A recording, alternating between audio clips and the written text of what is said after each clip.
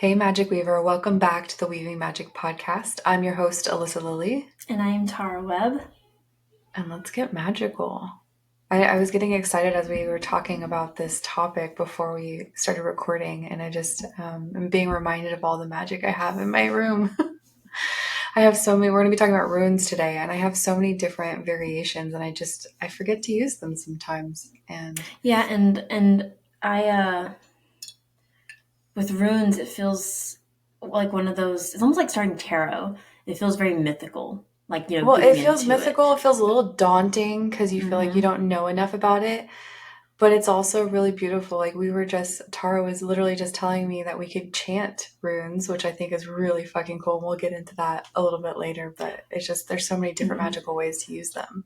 So this is part of our series about ancient communications, and really, it was just going to be our previous episode was about sigils, and it was just going to be sigils and runes. And then as I was making my tea today, I was like, even tea leaves are ancient communication. Yeah. And even just sitting here, another one popped up that it just like swept by. Oh, tarot readings, because those used to be deck of cards. And so I think like actually getting into tarot readings, but literally with a deck of cards, thank the goddess I bought some gorgeous ones that Oh I my can gosh. share.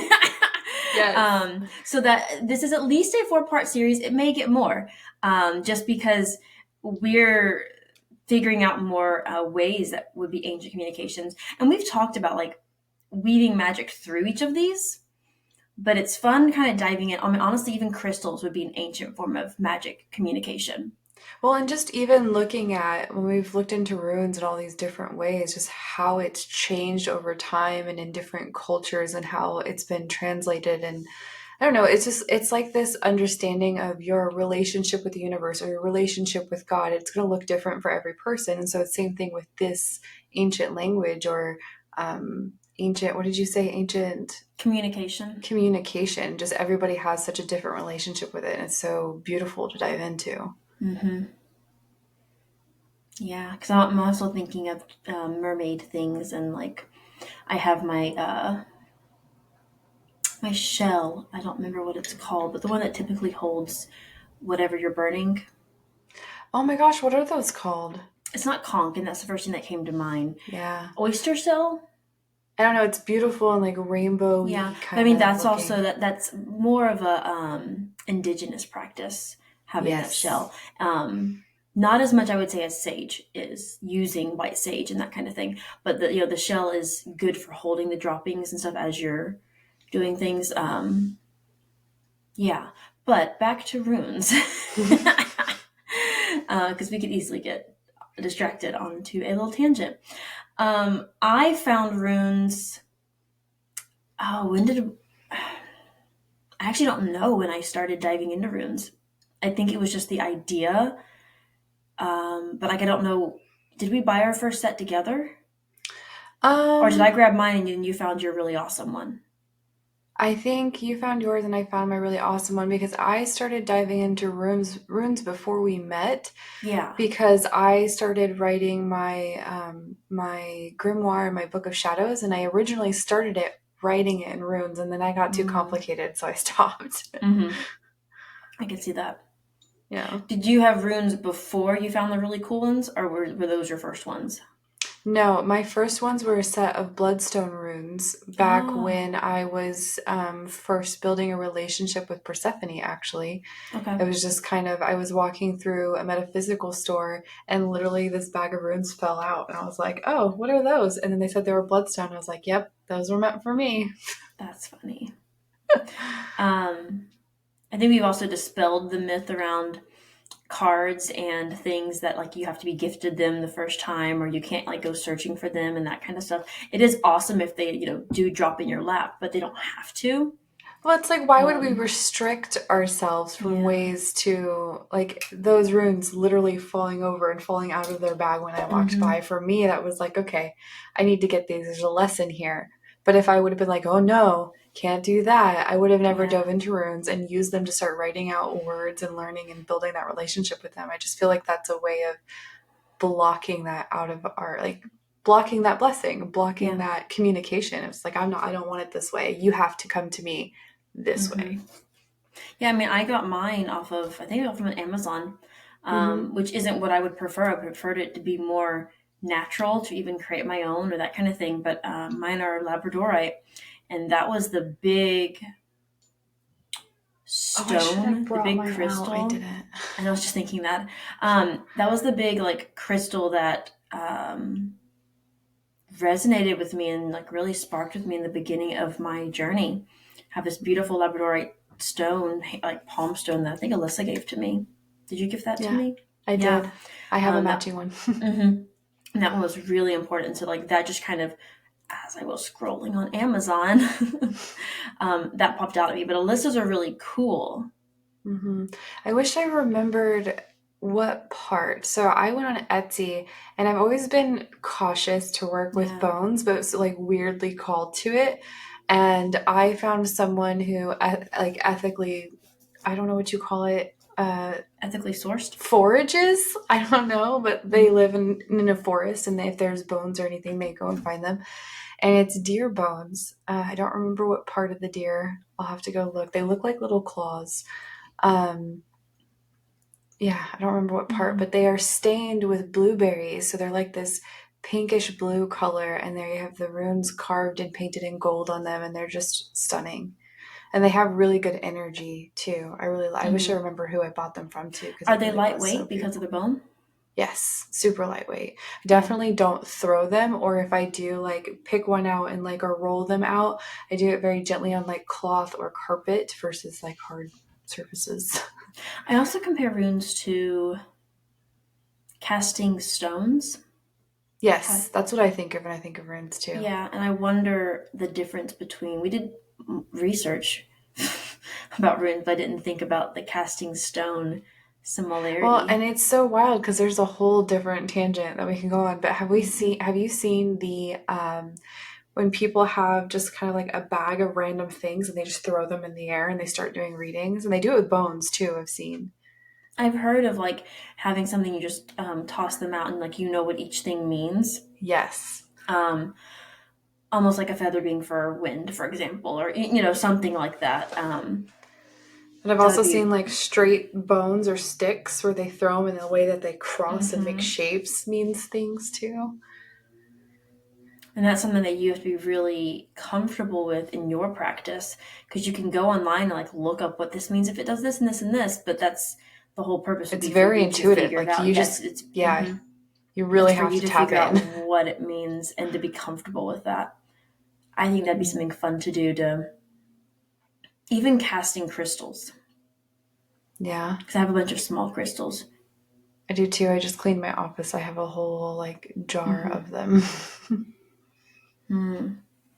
Okay, so let's get into where runes came from. And this is what we were researching because I think it's commonly, and I'm you quote unquote commonly known in the sense of like if you have any knowledge about runes. If you don't, then obviously it's not commonly known.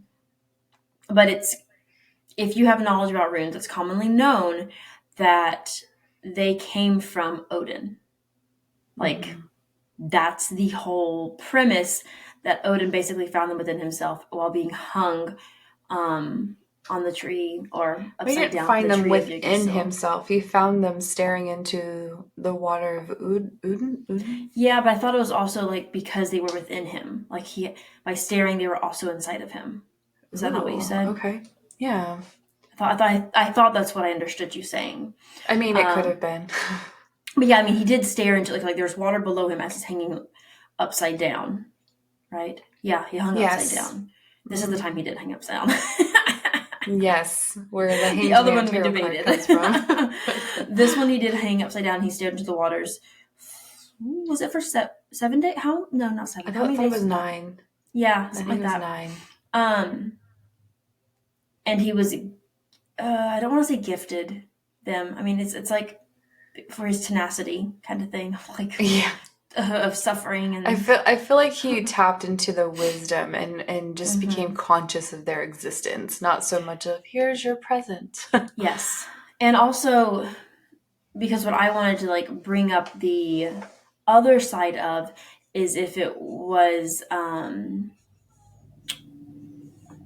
where they came through history Hmm. oh, Odin didn't exist. So where do these actually come from? Like that kind of thought mentality, just to pull that up. And I think they're kind of believed to almost just have always existed in some ways. They were an alphabet, still are per se. Um, and it's just one of those things that if you go back and search, it was just always there. I'm sure there were texts. I'm sure there was some kind of communication about it. But the original knowledge is that from the Vikings and the Germanic tribes and all of that, even in Celtic as well, it was just back from Odin. And it also came from the prose and poetic Eddas. So those are very similar to like the Odyssey and the Iliad. I was trying to think of what the other one Yeah. was. It's like the Odyssey and the Iliad by not by Odysseus, by what's his name?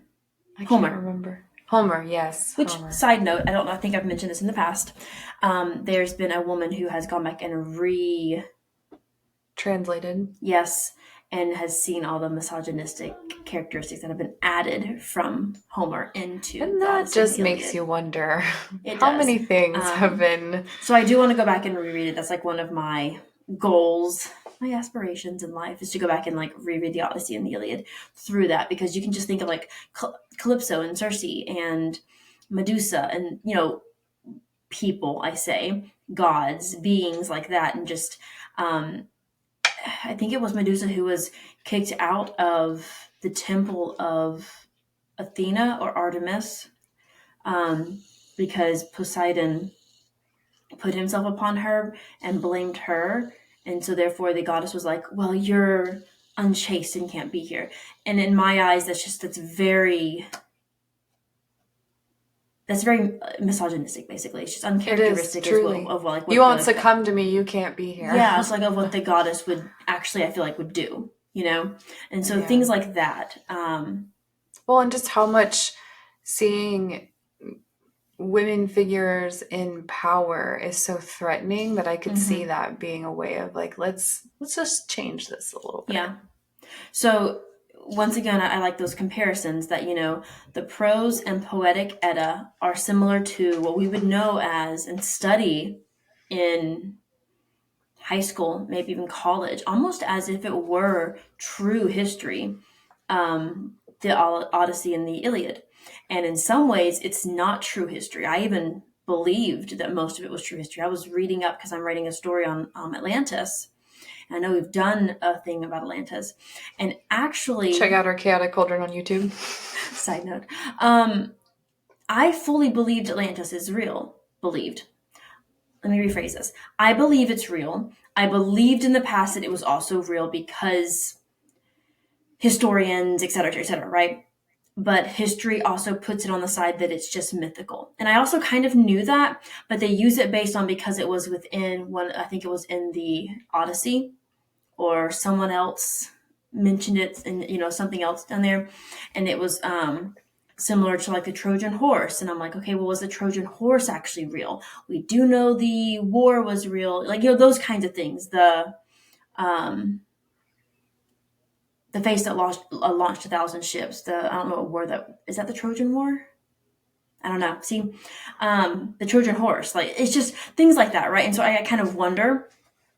Um, but within this, the prose and the poetic Eddas are sagas, just depicting mostly of the gods and goddesses um, throughout Norse mythology, but Viking belief and that kind of thing. I'm gonna grab this. I have not read it. It is also on my list. Oh yeah, we bought that together. We did. It is also on my list to read. I Um, started reading it. It's very different. and this is It's the poetic Edda. So I'm curious what the prose would be, because if you can see, it is very much of poems in a sense. Um, I would never accept 11 apples as the price of my love for a man, not even for Frey. I will no longer marry as long as we live. I mean, actually, that's pretty easy to understand compared to like Shakespeare. Oh, yeah, no, it's easy to understand, but you just have to be in the right mindset for it. Yeah, that's true. Because I was thinking it was very much like Shakespeare, which I studied Shakespeare in college, and that's something that's difficult to understand, the way that you have to like go through and decipher that. So yeah, But Rune. did Shakespeare really plan it to be that layered? Because I feel like we like pick Shakespeare apart, and it's just amazing to think if he was I really that think that we intentional. feel like it's that layered because we just don't understand the language he's coming through. Because he was really just a bard who was lewd and crass and wrote things because they were funny, and they do have double meanings that I think he kind of went back and like adjusted throughout the years and stuff like that. Yeah, I Um, feel like it was very satirical more than yes, anything. yes, and he just kind of wrote. I think he was almost so much of a genius in the sense that he just wrote it and almost didn't think about it. Like Hmm. very minimal editing, unless somebody said something, he's like, "Oh yeah, that's cool, add that in," like that kind of thing. And we just Yeah. don't fully understand in our language how to read and understand that, because in our minds we read line by line and stop, whereas you should read an entire thing all the way until the end of the punctuation and watch for inflection and like that kind of thing. Um, so this is as we said, they mostly came from Odin's belief of how he found it. Like that's how they um, justify it, I guess. But it's been found, in spearheads, jewelry, bones, Well, and graveyards, I think and that's the whole point, right? Is that runes have always been here and we've seen them formed in nature and we know that they exist. And it was just putting it into a way that we can understand them and to make a language, right? see, I think that sigils might have come first, and then without the word sigil, right? Just like little sticks, little things put together, and then Yeah. they realized, hey, this can form a language. This can form this Hmm. shape, and it can equal We this. need to add And structure. yeah, and Yeah. we can go farther with that. Because the word rune, it can be translated to secret or mystery, which I think is Which is beautiful. fun because I love runes and maybe I'll start doing this with you, Tara. I'm gonna start sending you secret letters written in runes. We've mentioned it before I know. about even writing it and having the little stamps of the Oh, candle. But I do, once again, my goal would be to pull a rune every day. It's just, I feel like when you kind of get into that, it sometimes becomes, I mean, we did this with tarot too. It's like yeah, it's um not mundane, but it becomes habitual. routine. It Hmm. becomes automatic. And that's also if you look at the definitions too constantly. Because I feel like I Yeah. would pull cards and I'd be like, oh, this is pretty. What does this mean? Versus taking the Hmm. time to really sit in it. So, like, if I Hmm. pulled this rune and I don't know what it means, I would go look it up because I'm learning that, right? So Ooh, what rune is maybe that? I can't see. it's a P, Okay. which I'm going to look up in a minute just because, I pulled it. But maybe it's like looking at that first. And, here we can already dive into like how you would read runes, right? Upside down, or you would cast them and like look at them individually, or you would pull them from a bag, that kind of Hmm. thing. Um, I feel like I've seen this one before. I'm going to try to I feel find like it real that is quick. one of the ones. I don't remember if it was you or me, but when we did our masks and did the symbols on us, I feel like that was one of them. Maybe. Um, but to me, it looks very pointed towards the nose, as if a knowing. Mm. So I I'm feel like going I to thought look. of protection, but that might just because it's a P. I know, right? There are two types, well, two well known types of runes. Um, there's the Elder Futhark, which is the oldest version of the runes, and it And says that's the both. one you most commonly see when you go to the store and buy Because it's runes. the it's not the most, it's the most I would say that has the most wisdom around, knowledge around. with it. Mm-hmm. People know more about it and that kind of thing too. But it says both the system of magic and an alphabet for writing developed by the Germanic tribes during the migration period from about the 3rd and 5th century. So they're known to come from at least 50 CE and Wow. have been fallen out of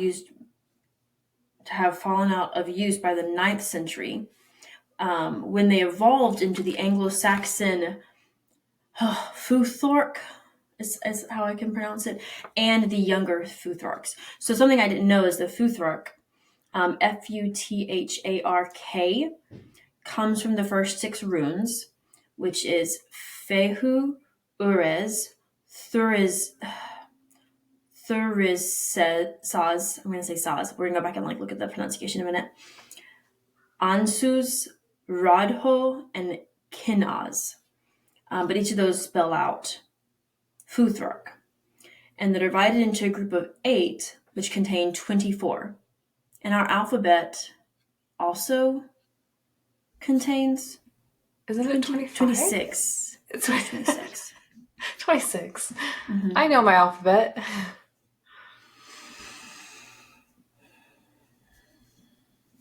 You okay? I was going to count the alphabet real quickly. Oh. For those listening, I just see Tara I see up Tara's nose as she's looking 26. over the computer. So I have the alphabet in front of me for my boys. It is 26, which I figured, but it's those kind of number things that play with me that I tend to forget about. How many states are there, Tara? Yeah, there are 50, but I sometimes feel like we should be getting rid of some of them and give them back their own. Here, you can be your authority. own thing. No, small little tangent. Hawaii needs its sovereignty. Its freedom. It needs to be. It needs it back. Especially when you talk about with Lemuria and where they actually came from. But that's a whole tangent, for sure. Again, shameless plug. Go check out our Chaotic Cauldron YouTube exclusive series. So these sharp angles were believed to have originated when they were carved into bones. So not so much they aren't curved because they had to carve them is the belief.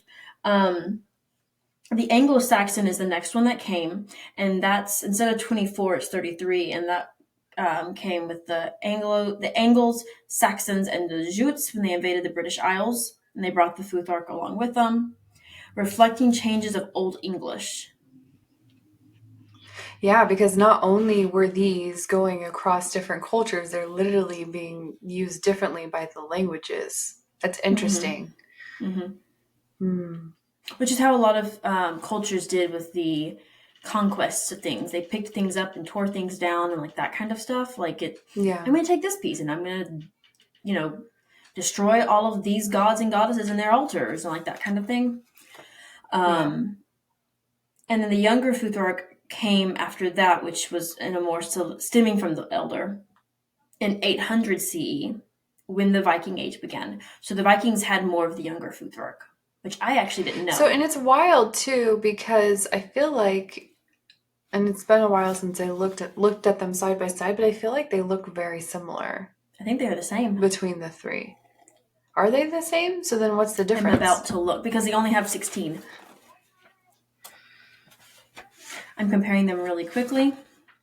There are some differences, I think. Well, where's that one? So I think when you look at the younger Futhark, you would only add in the ones that are different, in my opinion. That could be wrong, though. Because actually in the younger Futhark, there are 2 that are exactly the same.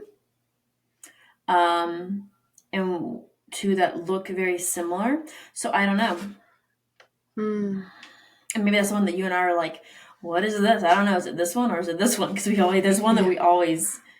There's a couple of them that look so similar, and when you're mine are bone, and so the runes are really tiny, and it's easy to mistake the. I think there's one that looks like I call it a carrot, but Tara laughed and did not know what a carrot meant. It looks like you said it again. It looks like what? It looks like a drop down arrow, but there's one that's pointing down, and I think there's one that's to the side, and it's how do I know? And whenever you're throwing them, you don't necessarily You have to kind of shift around the way they look to figure out like the right position of it. Yeah. Yeah, but they're only 16 and they're this was more of a language too. Their Mm. language was adding with sounds and that kind of thing.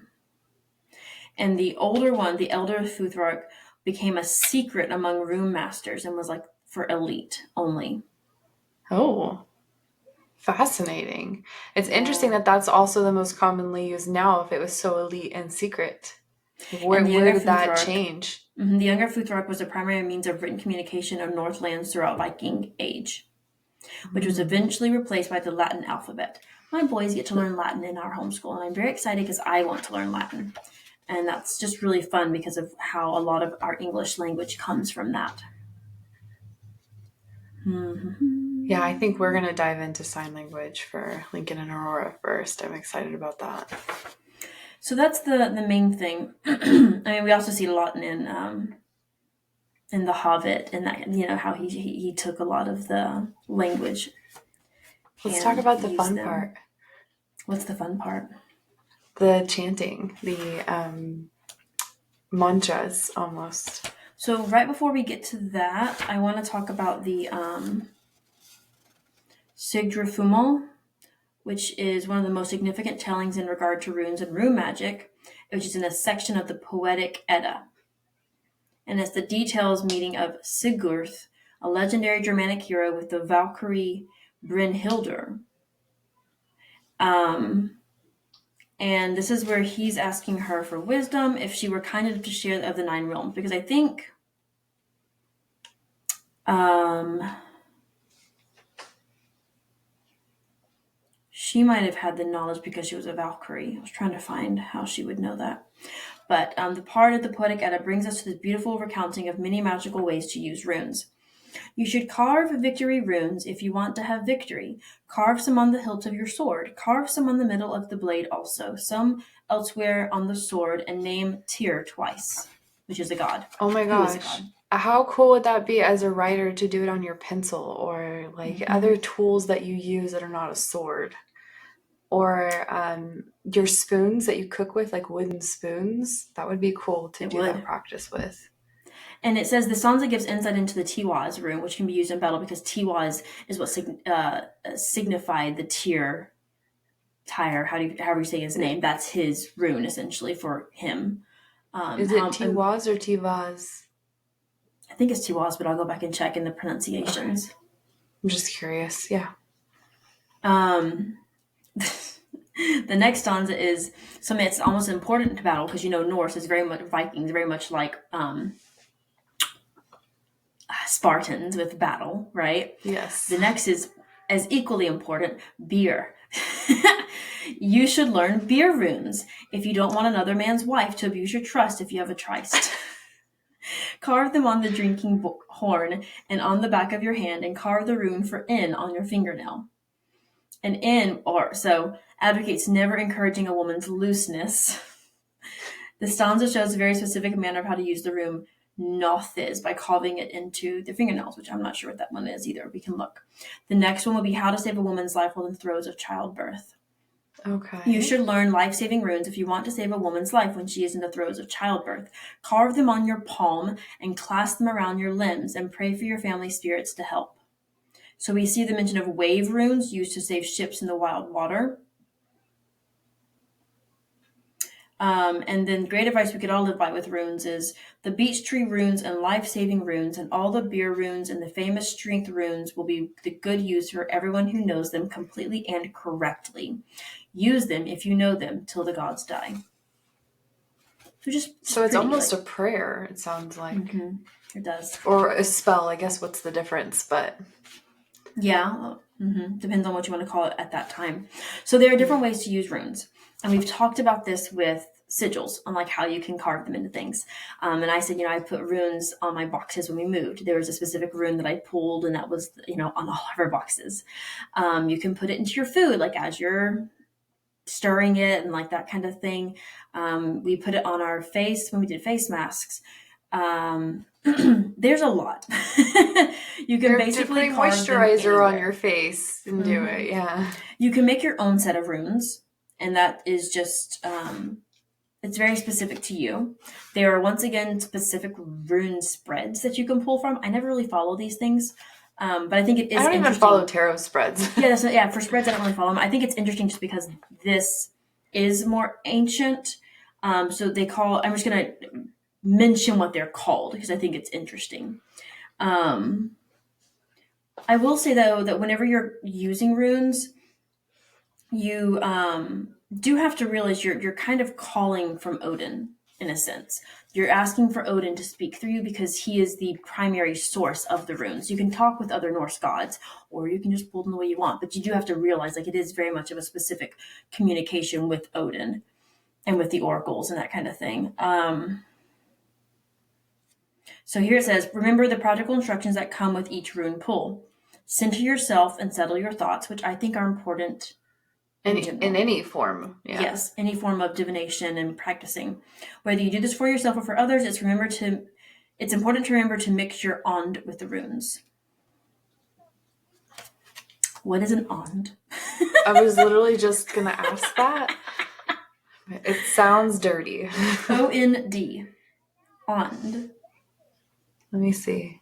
Thank you, because I'm You guys looking might here hear my keyboard before we clink. continue to go on. O-N-D? Yeah. As Alyssa's typing, working with runes either by casting them or setting them out in spreads is far more than mere storytelling.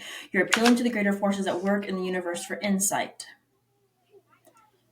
into the unseen world. We're about to look into this. I'm just looking what ond is. Does it have the 2 dots above the O? It probably would if it in this book. It just doesn't.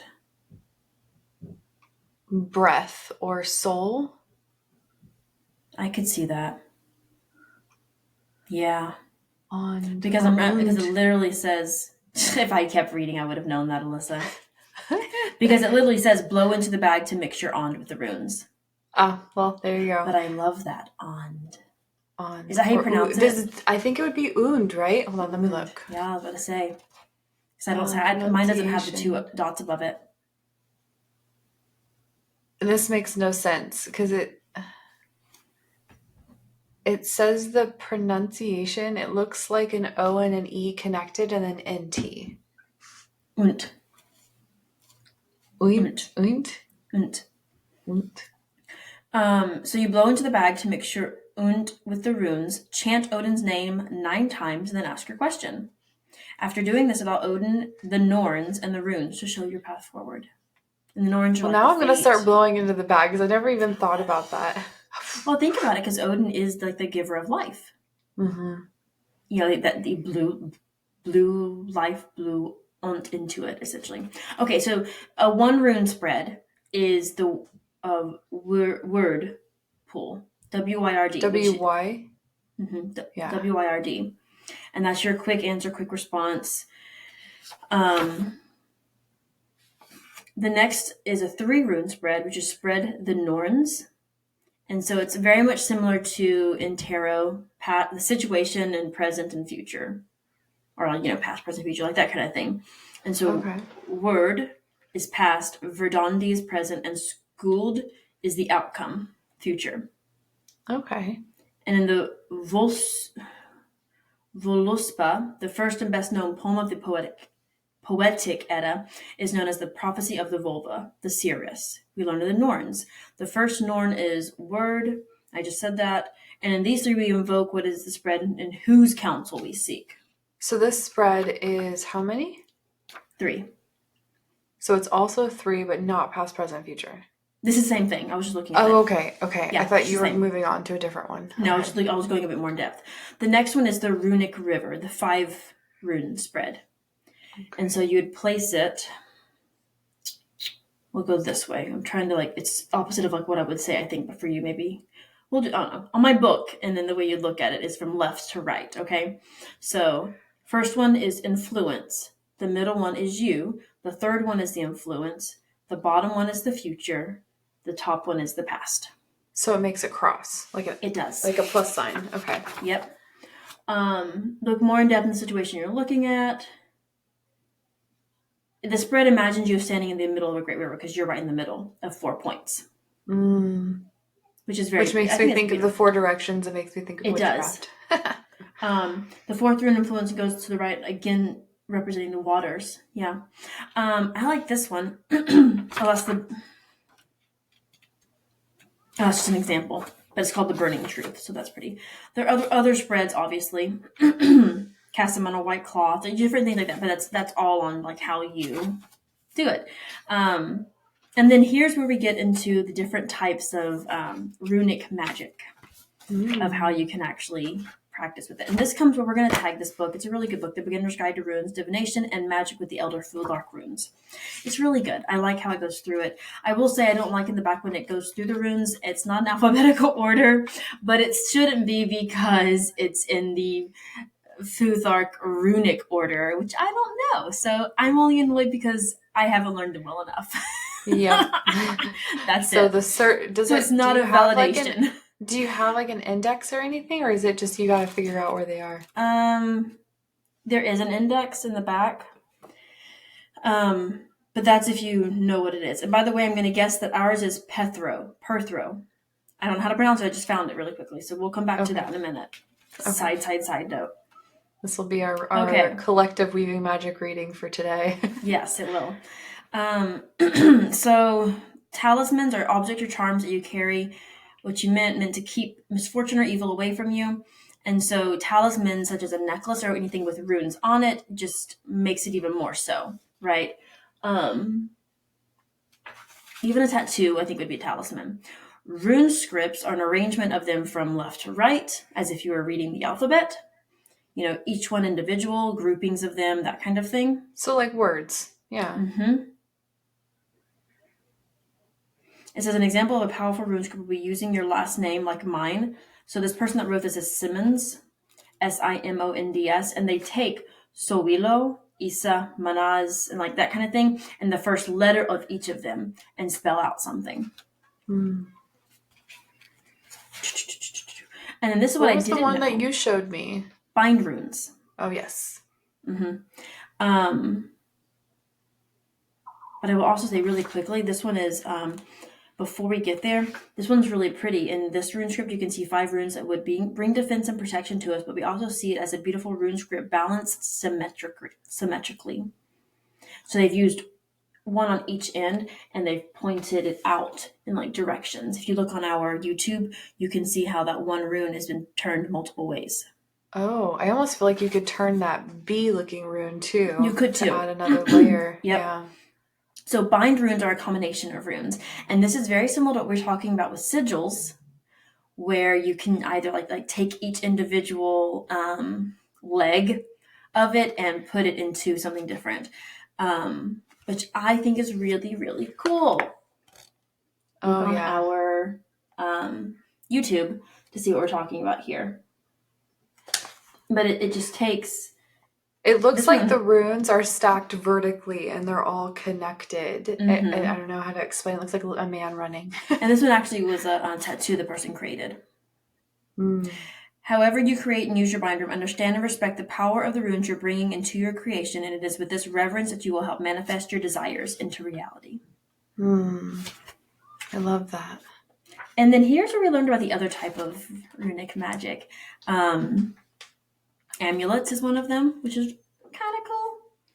Amulet. What's the difference between amulets and talismans again? I don't know. Oh. Maybe an amulet is something you specifically wear. There's a difference. You can keep on you. I'm going to look at my phone so I'm not so loud. One of the most beloved runic magics is that of Galdr, or chanting, singing of runes. And you can create your own version by intoning and chanting the runes of yourself. And this makes me think of mantras, or doing it with, what's that word? Say what are again? Those called? What is and like the mantras? Yeah, but what are those syllables called? Like they're the chakras. It's the sound. But like you can chant that essentially. And And so, for example, a great example is this intoning Isa when you're too physically hot or you're in a heightened emotional state and you want to calm the waters of your emotions. I could also do this in birthing. Calm my emotions, calm my birthing waters, right? Isa, Isa, Isa. I could see that being. Isa. Mm-hmm. I like that one. I'm just going to start using that now. Did you find the difference between talismans and amulets? They're interchangeable. Oh, okay. You can create and maintain a rune altar. You can meditate with runes, and you can even intone them or ingest them on food, like, by drawing it. Yeah. So let's go and find this one. Yes, what's our reading for today? This is so... I just am reminded of wanting to dive into the magic of understanding rune lore. Say that again? Rune lore. Of wanting to understand the magic. So I was actually wrong. It is not that one, because that one that we have is actually a W instead of the P, which is... Da, da, da. This is how I get so confused. I want to say, I feel like ours really did look like a P. Okay. It is a P, but there's one, I don't know if you can hear me as well because I'm away from my mic. There's one that has a top line that is stronger. I'm just flipping all my runes over really quickly to find the one if I can find it. That the top line is stronger. Yep, there it is. And this is the one that we get confused, I think. Yes. It's the one we specifically talked about. Okay, and so I will show the...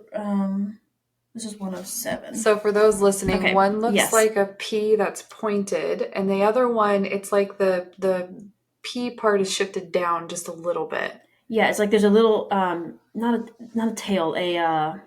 Top tail? I know, what's that called? I was trying to think of like what... and this is literally the one that we get mixed up, I think, a lot. So the one that we have is, and it's hilarious because it's the one that I have bookmarked already from forever ago. You knew this is going to be our reading for today. I don't know, just from forever ago. Okay, and you pronounce this Wun-yo. Wun-yo. Wun-yo. What was the one side note that we were curious on the pronunciation of? Tivas. Or Tiwas. Yeah, I think they pronounce W's as V's. Tivas. It depends on what we're trying to say it as, right? Yeah. Depending on where it comes from in our mind. Because different languages. It's Tiwas. Tiwas. I've been saying that wrong. It's fine. Mm-hmm. That was a side note. So this is Wun-yo. Yo, I think. W-O-O-N capital and then Y-O. Wun-yo. Wun-yo. But it's spelled W-U-N-J-O. And the translation is joy. It's the last of the elder Futhark. And it belongs to Freya's Et, which we didn't talk about just because that's a lot. But it represents joy and bliss in a sublime state of pleasure. Wun-yo. Wun-yo. Wun-yo. So it can be used to invoke happiness and a great rune for healing, especially for torments of the spirit or emotion. Draw Wun-yo on your forehead to help ease symptoms of depression and chant it to help brighten your day. Yes, please. So, Wun-yo. That'd be so cool. 9 times a day. Wun-yo. Wun-yo. Wun-yo. And like chanting that. I know what I'm doing to start my day tomorrow. I'm just reading this really quickly because this has to do... So Wun-yo is in the old ancient stories of Odin as well with Christmas and Yule. Fascinating. It is. I do want to look really quickly before we hop off Magic Weaver what the other one was that I thought it was. The actual P. And this is in... What? Heimdall's Et. A-E-T-T. Et. I'm going to guess that's how you say it. Oh, I lost what number I was on. Oh, no. There we go. Nope. I was wrong again. It's not that one. It's because that's the one I thought it was, because it's a P. I don't know what this one is. This is the one we always lose. Always get mixed up. Like I can't say always enough. It is literally the one, like, is it this one? I don't know. What is this one? It's the one that we need to build a better relationship with, I think. By the way, Isa is just the straight line. So if you want Isa to like help calm the waters and that kind of thing, it's just a straight line. Isa. It's a straight line. Yeah. Yeah, A was with the W as well. So many. I was. Okay. Not A was. I was. Yeah, I'm still gonna go find this one, Magic Weaver, because now I have to know. We're in a hyper focus. So we are. Tunnel. We're gonna figure it out at the moment and see. Shameless plug here while Tara looks. Okay, if you really enjoy the magic that we create here on Weaving Magic Podcast, you should check out our Patreon to support us as we continue to create more amazing content for you. And I thought Tara would find it by then. I definitely have not found it by then.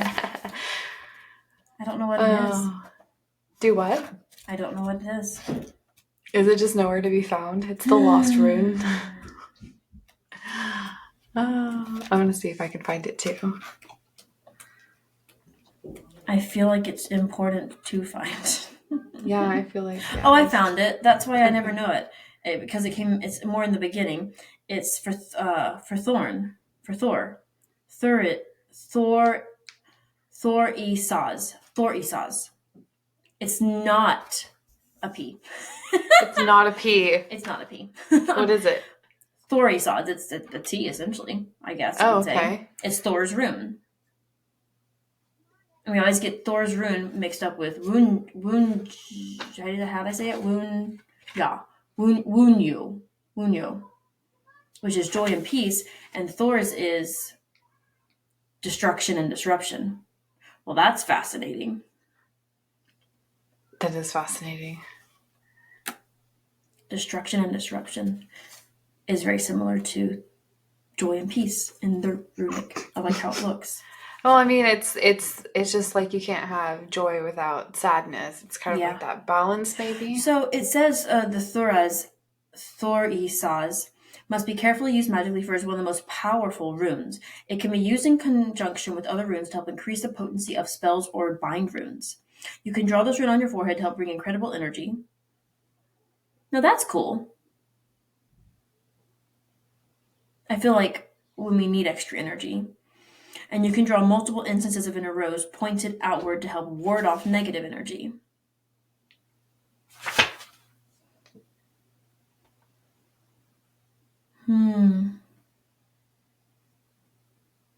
This also encourages to balance the harsh forces of nature.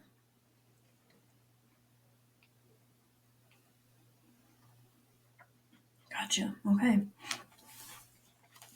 Well, what is our challenge for this week?